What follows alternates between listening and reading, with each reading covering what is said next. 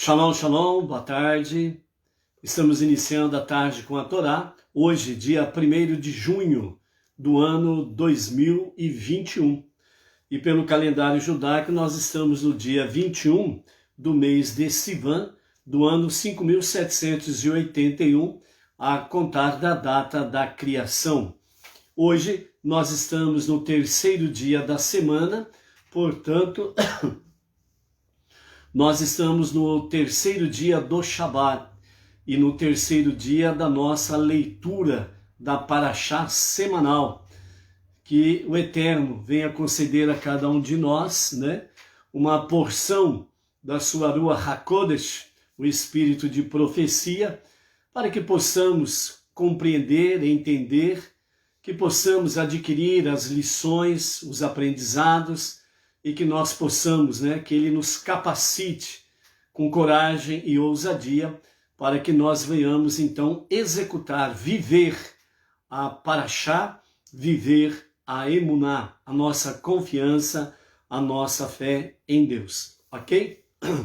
Hoje nós estamos a 256 dias do ano 5761 e, portanto, a nossa gota de sabedoria de hoje, do nosso Rebbe Menachem Mendel, o tzadik da nossa geração, é exatamente o ensinamento de número 256, que nós estamos aí, trazendo cada dia, trazendo o céu para a terra, o livro que foi compilado pelo Rabino Tzvi Freeman, que traz 365 meditações, reflexões, ensinamentos, aprendizados do nosso Rebbe Menachem Mendel, o tzadik da nossa geração, ok? Então vamos lá.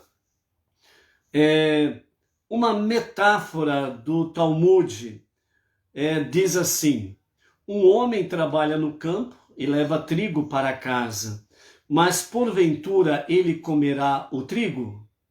De que serve a sua labuta? Sua esposa moe o trigo, transformando-o em farinha e faz pão. Assim também são as tarefas da vida. As realizações espirituais de um homem só se efetivam no mundo material graças à sua esposa. Quando Deus, na criação, ele enviou os animais para que Adão pudesse colocar o nome naqueles animais, Deus ele enviou os animais em dupla. Mas que dupla era essa? Era uma dupla de um casal, era macho e fêmea. Então, na realidade, Deus enviou para Adão um casal de cada animal para que ele desse o nome. Quando ele concluiu a tarefa, Deus disse assim: não é bom que o homem esteja só. Então, ele fez a sua adjutora. Então, ele fez da costela do homem, a sua varoa, E dessa forma, então, Deus deu ao primeiro homem, Adão, a sua esposa, a sua mulher, Rava. E assim se formou, então, a família. Nesse sentido, quando Deus ele diz não é bom que o homem esteja só, é uma realidade. O homem, ele só é como nada, é uma barata tonta. A mulher só, ela mantém o seu nível espiritual elevado. O homem só é muito perigoso que o seu nível espiritual vá aos pés, no modo de dizer, não resta dúvidas. Nós temos aí uma visão que os rabinos trazem para nós nesses ensinamentos, dizendo assim: um determinado rabino, não me lembro o nome agora, quando ele desceu no aeroporto de Nova York, ele chegou, pegou o táxi e deu para o taxista o bilhetinho que estava escrito o endereço para onde ele ia. E o taxista disse ao rabino: então o senhor, é aqui a casa do senhor, esse é o endereço da casa do senhor. E o rabino disse: não, esse é o endereço, que o senhor vai me levar até lá de táxi. Quando chegou no endereço, o taxista olhou e viu que estava diante de uma casa. Então ele virou para o rabino e falou assim: ô rabino, coisa feia, o rabino não pode mentir. Onde já se viu aí, ó, a casa do senhor? É aqui a casa do senhor. Aí o rabino, ele pacientemente pagou o taxista e disse a ele: a minha esposa, ela faleceu faz 1 ano. Faz 1 ano que eu não tenho casa. Aqui eu apenas moro. Passar bem. Ou seja, o que o rabino estava dizendo ali, e é uma realidade dentro da vida judaica, né, é que todo varão, todo homem, ele tem uma casa enquanto ele tem uma esposa. Enquanto ele tem a sua esposa, ele tem casa. Então ele vai para qualquer lugar, vamos assim dizer, ele vai para qualquer lugar do mundo, mas ele sempre está com o seu pensamento em casa. Esse pensamento em casa é a sua esposa. Então ele pode ir para qualquer lugar, mas ele sempre volta para casa. Por quê? Porque a sua casa é a sua esposa. Então, nesse sentido, o nosso Rebbe Menachem Mendel, ele traz exatamente essa figura, nessa analogia, nessa metáfora, dizendo que o homem ele colhe o trigo no campo, mas ele não come o trigo, ele tem que levar para casa. E lá em casa, a esposa, então, ela vai transformar, ela vai moer, né, o trigo e vai transformar em farinha. E em seguida ela faz o pão e é isso que vai alimentar o homem. Na conclusão, o Rebbe diz assim: assim também são as tarefas da vida. As realizações espirituais de um homem só se efetivam no mundo material graças à sua esposa. Porque a esposa sempre mantém um nível elevado espiritual. Então, nesse sentido, a tarefa do homem, o trabalho do homem, seja ele na vida secular, ou seja, dentro do aspecto da jornada monoteísta, ela sempre terá um efeito positivo por causa da sua esposa, que está num nível espiritual elevado, sempre em conexão com Deus, e nessa conexão é aquela que não deixa, em momento algum, sempre de pedir a Deus pelo seu marido, né? Há uma outra analogia que é feita, né? Onde diz assim, na realidade não é nem uma analogia, é uma história real. Um determinado varão, ele perdeu a sua esposa, que veio a falecer, e aí falaram com ele, né, sobre, né, o que você vai fazer agora? Então ele responde assim: a primeira coisa que eu preciso fazer é dobrar as minhas preces. Ué, por que dobrar as suas preces? Porque quando eu falhava nas minhas preces, eu sabia que ela estava fazendo suas preces por mim. Então eu tinha uma retaguarda segura. Agora eu não tenho mais. Então agora a primeira coisa que eu preciso fazer é dobrar as minhas preces. Dentro desses dois aspectos, nós temos aí realmente quando Deus disse: não é bom que o homem esteja só. É uma realidade, né? Por isso, o homem ele só pode se completar quando de fato ele encontra uma esposa real e verdadeira, e então ele se completa. Aí não serão mais dois, serão um só, né? Então, por isso, na realidade, o homem antes, né, como diz a própria sabedoria judaica, precisa tomar muito cuidado quando faz a esposa chorar, porque Deus conta cada lágrima e depois ele vai pedir prestação de contas para o marido.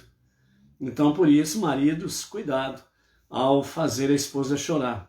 Deus está contando as lágrimas e em seguida ele vai pedir prestação de contas para você, né? Então, é melhor, né, não perder tempo em querer fazer a esposa chorar. Pelo contrário, faça ela chorar de alegria, muito melhor. Ok? E nesse sentido, né, para as nossas maravilhosas Batinor, as mulheres não judias que estão na jornada monoteísta, lembre-se que pela palavra do nosso Rebbe, o Menachem Mendel, o tzadik da nossa geração, o líder da nossa geração, ele nos fala com fundamento da Torá, né? Que realmente nesse limiar do sexto milênio, a elevação espiritual das mulheres serão cada vez mais. Então, portanto, aproveitem esse bom momento e faça com que o seu lar, a sua família, seja realmente algo prazeroso aos olhos de Deus e para os seus próprios olhos também, ok? Então, por isso, varoas valorosas, sábias, que realmente temem a Hashem, continue edificando os vossos lares, ok? E quem é solteira, ou viúva, ou separada, né? Nada melhor do que falar para o soberano e para que ele possa arrumar realmente um varão valoroso que respeite você e que de fato ame você e possa assim fazer uma família, ok? Baruch Hashem, ele ouve sempre as preces das varoas, das mulheres, né? Deus ele não perde tempo em prolongar os pedidos que as mulheres fazem. Então, por isso, você que é solteira, você que é viúva, você que é separada, né? Então, se realmente quer ter um companheiro, um marido bom e amável e constituir família ou renovar, né, os laços de família, não esqueça, Hashem, ele ouve rapidinho as vossas preces, ok? Que o Eterno conceda a resposta àquelas que estiverem fazendo seus pedidos, que estiverem elevando nesse momento desta meditação, né, o seu pensamento a Hashem, pedindo a ele, né, a sua alma gêmea, ou o seu companheiro bom e fiel e amoroso, que ele vos conceda a resposta ao vosso pedido. Ok? Baruch Hashem. Vamos para a nossa terceira aliá. Hoje nós estamos na nossa terceira leitura da Parashá Shelach Lecha, envia por ti. É a nossa 37ª Parashá e está no livro de Números, que é o quarto livro dos 5 livros da Torá, no capítulo 14, a partir do verso 8 até o verso 25. Então, nós vamos aí. Lembrando que nós estamos no relatório dos 10 espias que está prestando a Moshe, Arão e a comunidade ao povo israelita.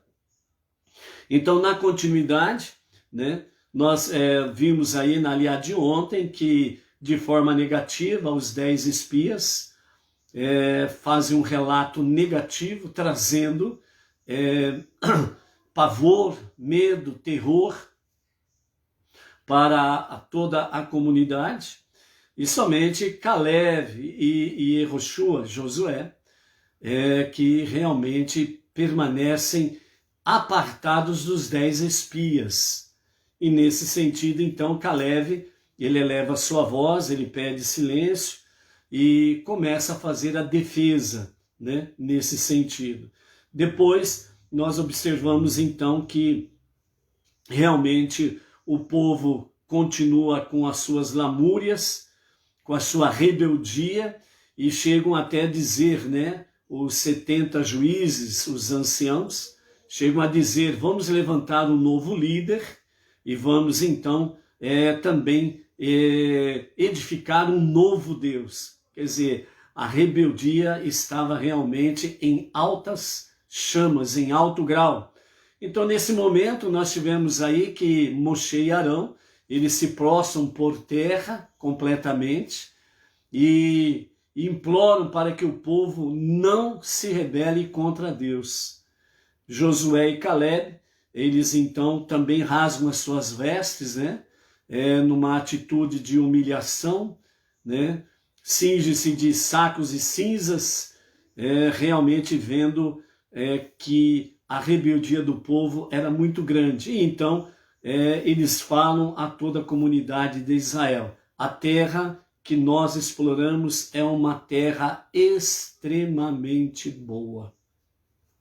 E aqui agora nós vamos continuar então no versículo 8 do capítulo 14.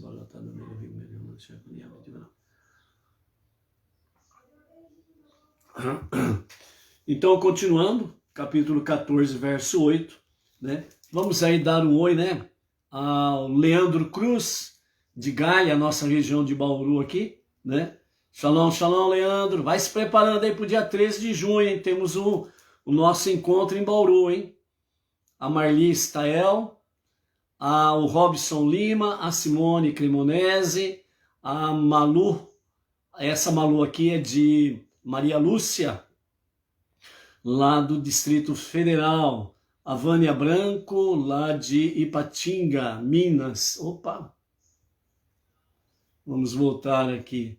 A Maria Luísa Freitas, lá de Palmas, Tocantins, que é outra Malu também. Baruch Hashem, né? Quem mais está por aí? Vamos ver. A Inês Martins, aqui de Pirajuí, também está aí conosco. A Maria Isabel, o Robson falamos, né? Ok, quem mais? Alguém que eu não falei o nome aí, dá um shalom aí para eu poder ver o nome aqui e falar um shalom aí, ok, gente? Ok, vamos lá então, a nossa leitura, né? Capítulo 14, verso 8. Continuando então, o desfecho, né? A Maria Isabel Gouveia, shalom, shalom, Maria Isabel. O desfecho aqui desta rebelião, né, do povo aqui, né? Nai Brauer, cadê a Nai? Maria Isabel, a Malu, ok, Baruch Hashem. Na hora que é para subir a listinha, ela desce. Na hora que é para descer, ela sobe. A Regiane Oliveira. Shalom, shalom, Regiane. Nair Bauer. Ok. Então tá aí, Nair. Então vamos ver aqui a continuidade dessa rebelião, o que esse povo está aprontando, né?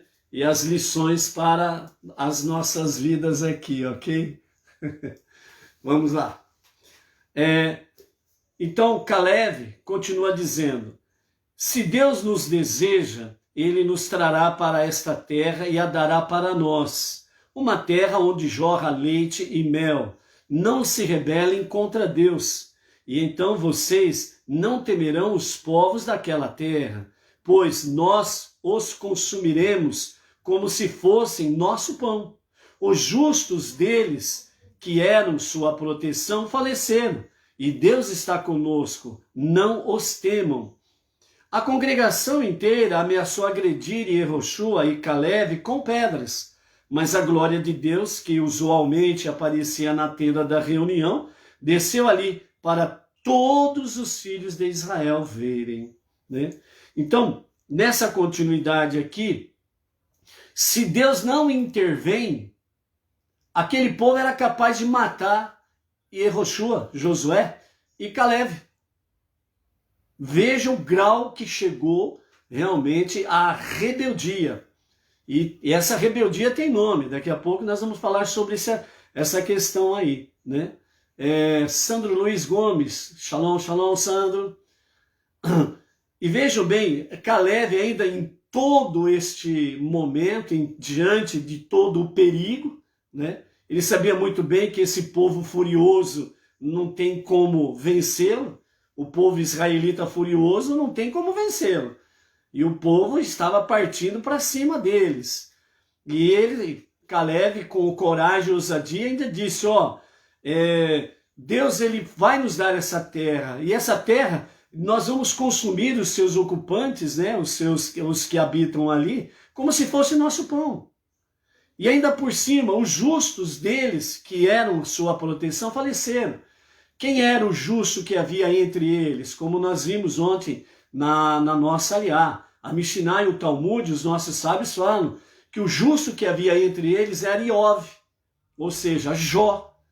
Então Jó era o justo que havia entre eles e que por causa dos méritos de Jó, eles poderiam ser protegidos, não adiantava guerrear contra eles. Mas quando os 12 espias entraram na terra prometida, Jó veio a falecer. Então, a proteção do justo já não tinha mais. Então, Caleb estava fundamentando realmente a defesa da terra de uma forma legítima e legal, com fatos. Então, a defesa de Caleb estava bem fundamentada porque ela estava dentro da legalidade. E os 70 juízes, que eram os anciãos, eles tinham que endossar realmente aquilo que Caleb estava falando e não se somar com o povo na rebeldia contra Deus e contra Josué e Caleb. Então os 70 juízes, na realidade, eles teriam que dizer ao povo: as palavras de Caleb são legais, legítimas, e nós vamos possuir a terra. Pronto. Mas, vejam bem, eles estavam diante das portas, ou era só atravessar o Jordão e estar na terra prometida. Ou seja, chegaram na porta da casa e ainda recusavam entrar em casa.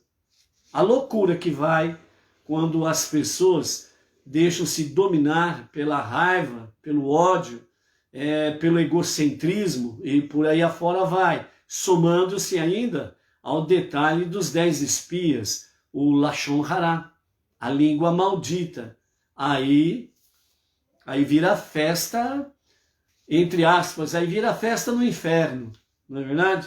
Continuando, verso 11, capítulo 14, né? Então nós vemos aí, né, que na realidade a congregação inteira partiu para apedrejar Josué e Caleb. Se não fosse a intervenção divina, Yehoshua e Caleb seriam apedrejados até a morte pela congregação, a congregação israelita. Mas a glória de Deus se manifestou num lugar que não era habitual. Deus se revelava, né, a sua Shekhinah, a sua nuvem de glória, ela sempre se revelava na tenda da reunião. Mas diante daquele cenário todo perverso, de rebeldia, de ódio, e também estavam já partindo para o homicídio, o assassinato, então Deus viu na obrigação de intervir ali, em prol dos seus. Ou seja, Moisés, Arão, Yehoshua e Caleb. E então a glória de Deus se manifestou diante de toda a congregação israelita. E no verso 11 então vem o diálogo entre Deus e Moshe. Deus disse a Moshe: por quanto tempo mais esse povo me provocará? Por quanto tempo mais eles se recusarão a acreditar em mim, depois de todos os sinais miraculosos que realizei em seu meio? Eu irei abatê-los como uma praga e os eliminarei. E então eu farei de você uma nação maior e mais forte do que eles. Moshe disse a Deus: e o que os egípcios pensarão quando eles ouvirem que o Senhor matou o povo judeu? Eles dirão: embora o Senhor tenha tirado essa nação do nosso meio com grande poder, no entanto, eles dirão: o Senhor não foi capaz de derrotar os habitantes desta terra. Eles nunca acreditarão que o povo foi punido por seus pecados, porque eles escutaram que o Senhor, Deus, está com este povo e que o Senhor, Deus, apareceu a eles olho no olho e que a sua nuvem repousa sobre eles e que o Senhor caminha à frente deles, com um pilar de nuvem de dia e um pilar de fogo à noite. Então, se o Senhor matar esta nação repentinamente, como matando somente um homem, as nações que ouviram sobre sua reputação dirão: foi porque faltou a Deus a capacidade de trazer esta nação à terra que ele jurou a eles, que ele os abateu no deserto. Agora, por favor, deixe o poder de Deus de perdoar o malvado ser ampliado, como o Senhor próprio falou, quando o Senhor disse: Deus é lento em irar-se e abundante em bondade, perdoando o pecado intencional e a rebeldia. Aquele que absolve os que se arrependem e não absolve aqueles que não se arrependem. Ele castiga os pecados dos pais sobre os filhos e os netos até a 3ª e 4ª geração.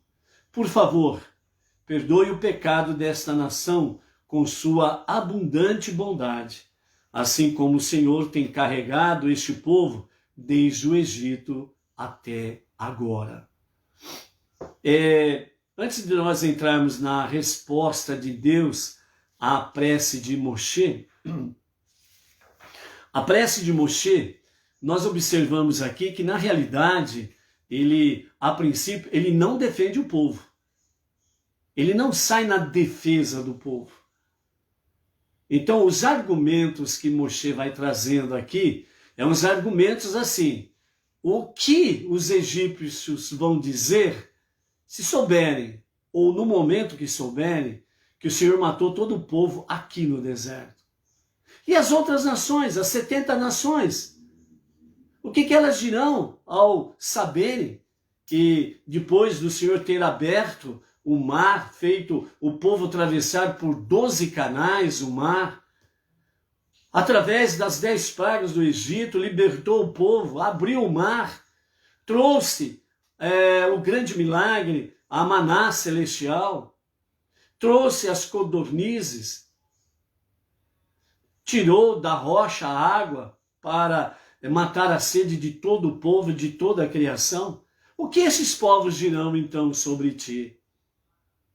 Eles dirão que o Senhor não teve a capacidade de poder vencer aqueles povos que estavam na terra prometida, que o Senhor prometeu que os daria a eles.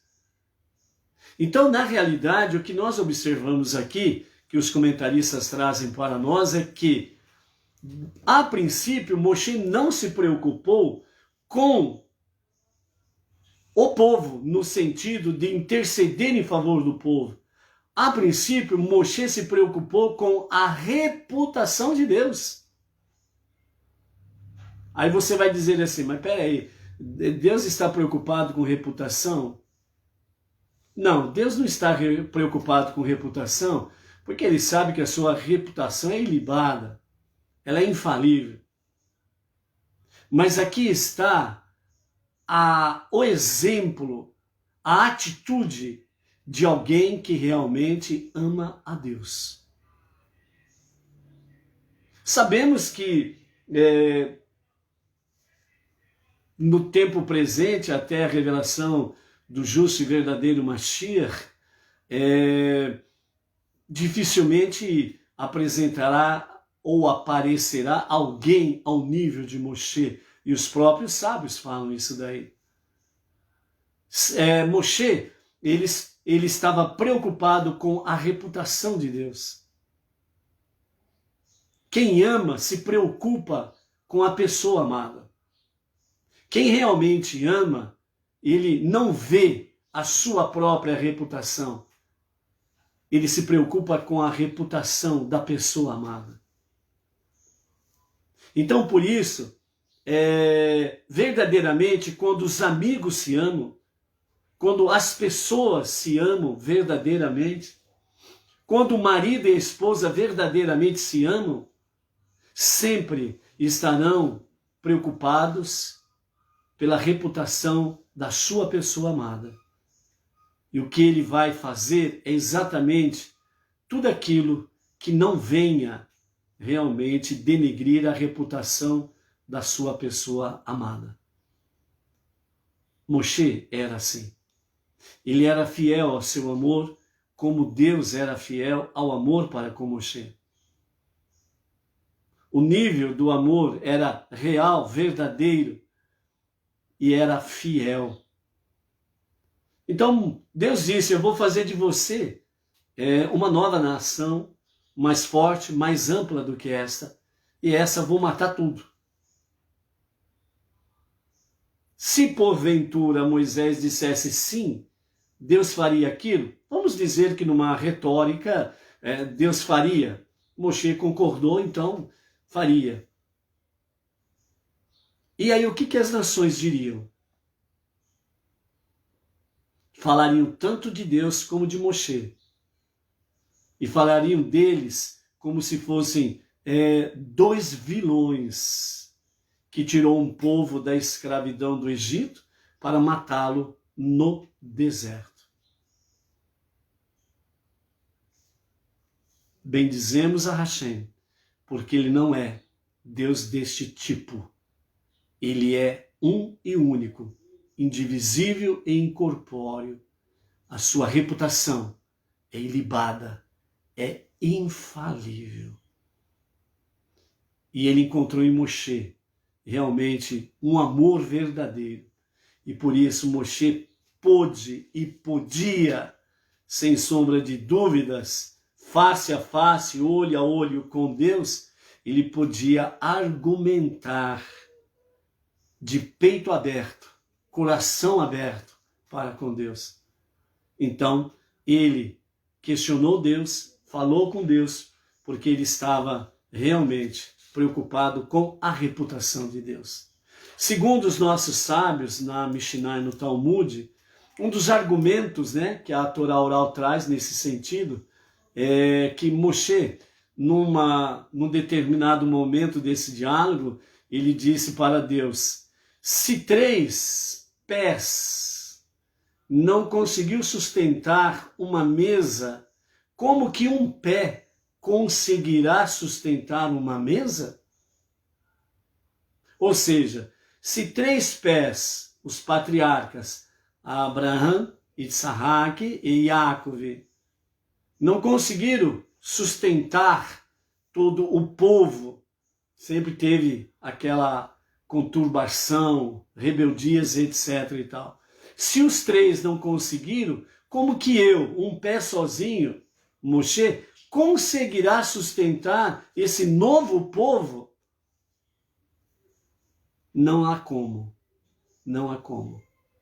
Então, dessa forma, foi um dos argumentos também, segundo a Torá oral, a Mishnah, os sábios trazem para nós, que também foi um dos argumentos que Deus, aliás, que Moshe falou junto a Deus. Então, aí está a questão. E depois, ele vem realmente e aí intercede em favor do povo. E aí então ele fala sobre a questão que Deus venha ampliar o seu poder realmente de perdoar este povo. E aí então ele fala que esse poder abundante da sua bondade de perdoar o pecado intencional e a rebeldia, que absolve os que se arrependem e não absolve aqueles que não se arrependem. Então, dessa forma, Moshe intercedeu, porque ele sabia que entre o povo teria aqueles que realmente, verdadeiramente fariam techuvá, o retorno a Deus num verdadeiro arrependimento, para um verdadeiro arrependimento, e aqueles que realmente não se arrependeriam. Então, por favor, ele disse e pediu a Hashem, perdoe o pecado desta nação com a sua abundante bondade. E a partir do verso 20, então, vem a resposta de Deus. Então, Deus, ele perdoa e decreta 40 anos de perambulação pelo deserto. Deus disse, eu os perdoei por causa de suas palavras, e eu não os eliminarei. No entanto, o que eu farei, tão certo quanto eu vivo, e a glória de Deus preenche a terra, eu juro que todas as pessoas que, apesar de estarem vendo minha glória e os sinais miraculosos que eu realizei no Egito e no deserto, me testaram estas 10 vezes e não escutaram a minha voz. Elas não verão a terra que eu jurei a seus pais. Todos aqueles que me provocaram não o verão. Mas, quanto ao meu servo Caleb, como, apesar de aparentemente estar junto com os espiões, ele teve uma intenção diferente e me seguiu. Então eu o trarei à terra para o qual ele veio, e os seus descendentes expulsarão os habitantes dela. Se o povo for para a terra agora, os amalequitas e os canaanitas que habitam o vale matarão todos vocês. Amanhã mudem de direção e viajem de volta para o deserto em direção ao Mar Vermelho, ou o Mar de Juncos, né? E aqui nós encerramos a nossa terceira aliá. E amanhã nós estaremos continuando aí com essa história, né? Maravilhosa história, triste história, mas tem grandes ensinamentos para nós. O decreto, né, segundo os nossos comentaristas aqui, nos fala aqui que no verso 20, então, Deus disse, né, eu os perdoarei por causa de suas palavras, e eu não os eliminarei. Então, enquanto Deus escolheu não eliminá-los imediatamente, ele, o entanto, decretou que eles morreriam no deserto em um período de 40 anos. Isso sugere a questão, por que Deus não os perdoou por completo? Né? Então Deus diz a Moshe, eu perdoei por causa das suas palavras. Mas, no entanto, ele realmente, durante os 40 anos, é o prazo legal que Deus deu para que aquela geração realmente viesse perecer no deserto, certo? Então essa foi a sentença de Deus. Então aí os próprios sábios, os próprios comentaristas, eles lançam uma pergunta, né? Então, por que Deus não os perdoou completamente? Então, os argumentos que Rashi e os demais comentaristas da Torá trazem para nós é da seguinte forma. Pode ser argumentado que Deus, ele próprio, explicou porque seria desse jeito através de seu juramento. Então, no versículo 20, nós temos Deus falando, eu os perdoei por causa de suas palavras, falando a Moshe. No verso 22, ele diz assim, eu juro que todas as pessoas que, apesar de estarem vendo minha glória e os sinais miraculosos que eu realizei no Egito e no deserto, me testaram estas 10 vezes e não escutaram a minha voz. É o verso 22 do capítulo 14.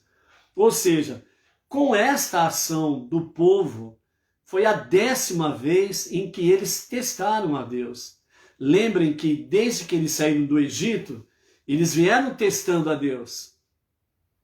Então nós temos aí na sequência, nós temos em vista a primeira reclamação, a primeira punição e assim sucessivamente. E agora nós chegamos aqui na 10ª. Então, o número 10, dentro da própria Torá, o número 10 ele tem o significado daquilo que é completo, aquilo que se completou.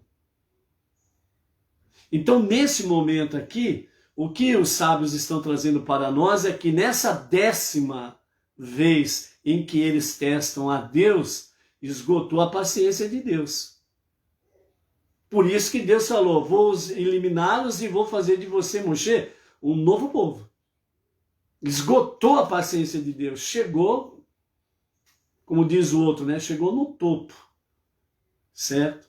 Então, me testaram estas 10 vezes e não escutaram a minha voz. e não escutaram a minha voz. Então, na continuidade, os sábios explicam aqui, né?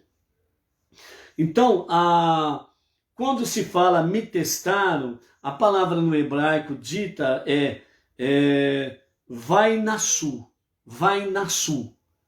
No hebraico, testaram, me testaram, né? Vai nasu.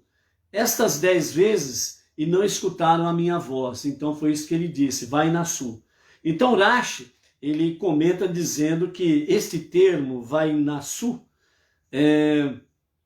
tem uma conotação usual de testaram nesse versículo e não quer dizer irritaram, né? Então, aqui não é uma questão de irritar a Deus, mas é uma questão de testar a Deus realmente. Então a tradução correta é essa mesma. Me testaram estas 10 vezes, certo? Então, por que deveríamos pensar que vai nasu, melhor dizendo, significa e eles irritaram, tal como Rashi teve que nos advertir do contrário, quando a tradução usual da palavra é e eles testaram, como o próprio Rashi escreve. Então a diferença agora, né, Rashi vem para comentar essa questão. A diferença entre testar a Deus e irritar a Deus. Então, a diferença entre testar Deus e irritar Deus, no nível literal, é que Deus fica irritado quando seus mandamentos são desobedecidos. Então, quando seus mandamentos são desobedecidos, então Deus fica irritado. Enquanto testar Deus se refere a uma crise de fé. Então, é diferente irritar Deus e testar Deus. Irritar Deus é você desobedecer o mandamento, mas você continua com a sua emuná em Deus, a sua confiança em Deus. Agora, testar a Deus, segundo o comentário de Rashi aqui, já muda de figura. Que aí entra uma crise de fé, ou seja, uma crise de confiança em Deus. Será que Deus é Deus mesmo? Será que Deus realmente está conosco? Então entra uma crise de fé. E aí então é testar a Deus. E as escrituras, através da Torá e dos demais escritos do Tanar, nós somos advertidos para que não venhamos testar a Deus. Nós precisamos tomar cuidado com isso. Testar a Deus nesse aspecto aqui significa nós duvidarmos da capacidade de Deus. De nós duvidarmos se Deus é Deus mesmo e se Ele tem capacidade para fazer tal coisa. É aí que está o perigo. Então, por isso, não esqueçam, irritar a Deus é quando desobedecemos os mandamentos, mas a nossa emuná, a nossa consciência de Deus permanece inabalável. Deus é Deus, ponto. Você não duvida de Deus. Você desobedece os mandamentos, e isso existe vários motivos, por aí afora vai, mas você não duvida de Deus. Enquanto que testar a Deus, aí já muda de figura. É uma crise de fé, é uma crise de emuná, é uma crise de confiança em Deus. Se Deus realmente é Deus, se Deus realmente é capaz de fazer tal coisa. Continuando, com o versículo 22, que nós acabamos de ler, então, o versículo conclui-se com a expressão, não ouviram minha voz. Uma falha em obedecer os mandamentos de Deus, poderíamos pensar que o versículo se refere a irritar e não testar Deus. No entanto, Rashi estava insatisfeito com essa interpretação, pois ela parece inconsistente com o contexto mais amplo da própria história que está registrado na Torá. Pois nesta passagem Deus explica por que ele não perdoou o povo judeu completamente pelo pecado dos espiões. que ocorreu devido a uma crise de fé e não foi uma rebelião direta contra a observância dos mandamentos. Então Rashi escreveu que, a despeito do contexto imediato do versículo, que parece falar de desobedecer e irritar a Deus, no contexto mais amplo da narrativa, vai nassu tem seu significado usual de testar a Deus. Então, falta de fé em Deus e testar a Deus, né? O que os sábios explicam para nós? Porque o povo judeu teve que perambular no deserto por 40 anos como resultado por ter testado Deus? Então, eles nos respondem da seguinte forma.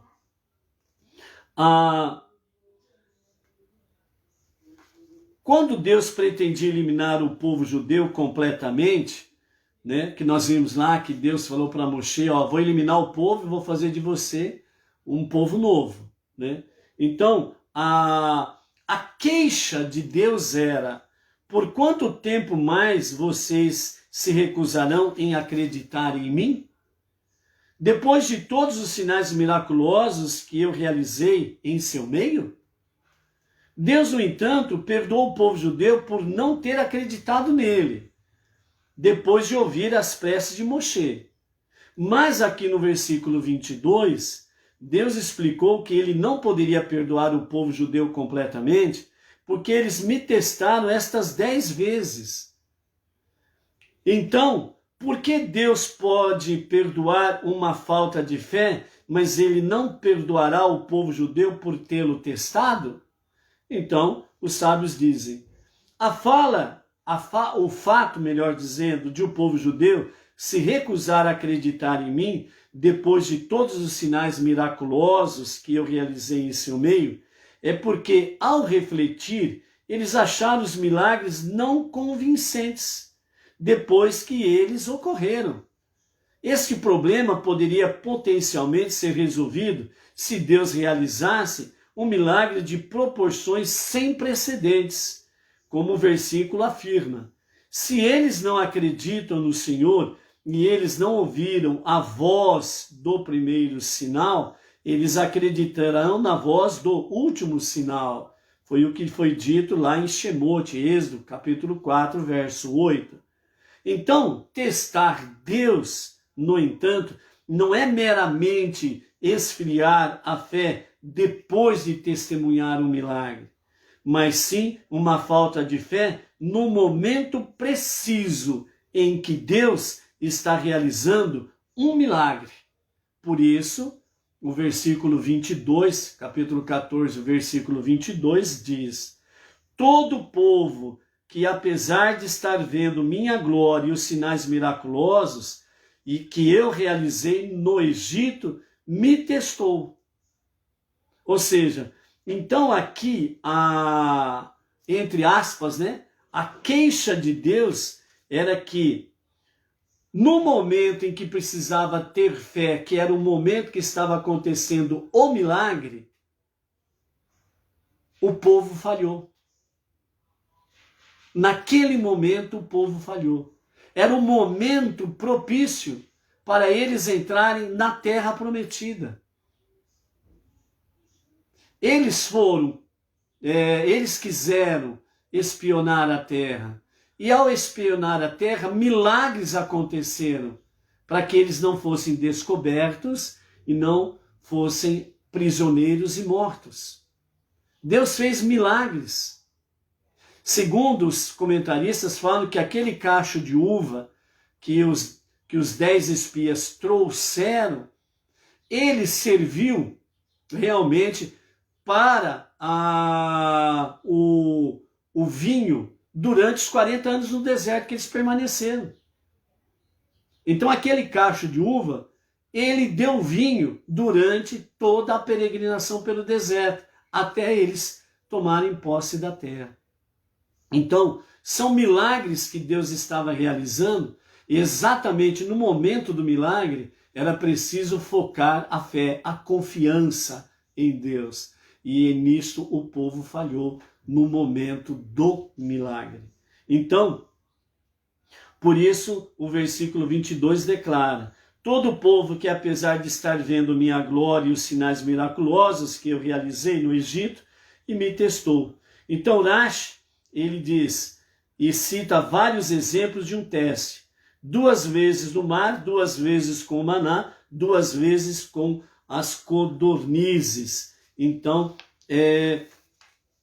no mar o povo declarou: tão logo nós subamos por este lado, também os egípcios subirão pelo outro lado. E eles não tiveram fé enquanto testemunhavam o milagre da abertura do mar. Certo? Então, o testar Deus aqui no mar. Então, Rashi, ele enumera essa questão aqui. O povo reclamou sobre o maná, enquanto recebiam esse tipo único e miraculoso de alimento. Quando o povo reclamou, quem nos dará carne para comer? Eles já tinham codornizes, que lhes estavam sendo fornecidas miraculosamente no deserto. Mas mesmo assim, eles questionaram a Deus se Deus lhes poderia dar mais carne. Ou seja, as reclamações do povo foi justamente no momento que milagres estavam acontecendo e eles falharam na fé, eles falharam na emuná, eles falharam na confiança. Ou seja, em vez de tomar posse e ir em frente, eles ficaram o quê? Reclamando e reclamando. Numa total falta de fé, numa total falta de confiança em Deus, certo? Então, Rashi cita esses exemplos, né? Para que realmente nós possamos estar aí fundamentados no conhecimento. Também Rashi cita os exemplos especificamente já mencionados aqui, porque eles refletem claramente o conceito de teste, descrito aqui no nível literal. Deste modo, o leitor, né, aquele que estuda a Torá e aquele que ouve o estudo da Torá, ele então entenderá por que Deus pôde perdoar o povo judeu pela falta de fé, mas depois que eles o testaram repetidamente, Deus não viu mais esperança. A lição é clara e óbvia. Ser grato por todas as maravilhas que Deus mostrou ao povo judeu. Ou seja, qual é a forma que nós mostramos realmente a nossa emuná, a nossa confiança em Deus? A lição é clara e muito óbvia. Ser grato por todas as maravilhas que Deus mostrou. No caso específico, mostrou ao povo judeu. E no nosso caso, na nossa existência, na nossa vida, por acaso você não tem nada de demonstrar gratidão a Deus por alguma coisa que Ele fez a ti? Ou Deus não fez nada na sua vida? A gratidão, ela é algo maravilhoso aos olhos e junto ao coração do nosso Deus. A ingratidão, ela é pior do que erva daninha. É terrível. Ingratidão é como se alguém enfiasse uma faca no coração da outra pessoa. A ingratidão, ela machuca, ela dói, ela fere. E isto é o que aconteceu o povo com relação a Deus. Gratidão é a palavra-chave. Portanto, seja forte, seja luz, seja grato a Deus. Dessa forma, nós seguimos em frente e seguimos em direção, entre aspas, a nossa terra prometida, o Olam Rabá. Que a revelação do Justo Mashiach seja para os nossos dias, que seja para agora. Amém.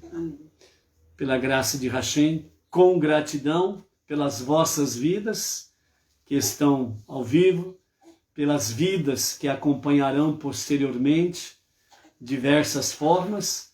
Gratidão a Deus, porque nós estamos vivos para podermos realmente levar a unidade e a unicidade de Hashem em todos os lugares que pudermos ir, fisicamente ou virtualmente. Assim como também gratos a Deus, porque eu amo você. E se você está nos acompanhando, porque eu sei que vocês também amam o trabalho que nós estamos realizando. Que nós sejamos gratos realmente a Hashem por cada milagre que Ele tem feito, está fazendo e confiantes que Ele fará muito mais ainda. Até amanhã. Shalom, shalom. Ahavat Olam. Amamos o nosso mundo vindouro.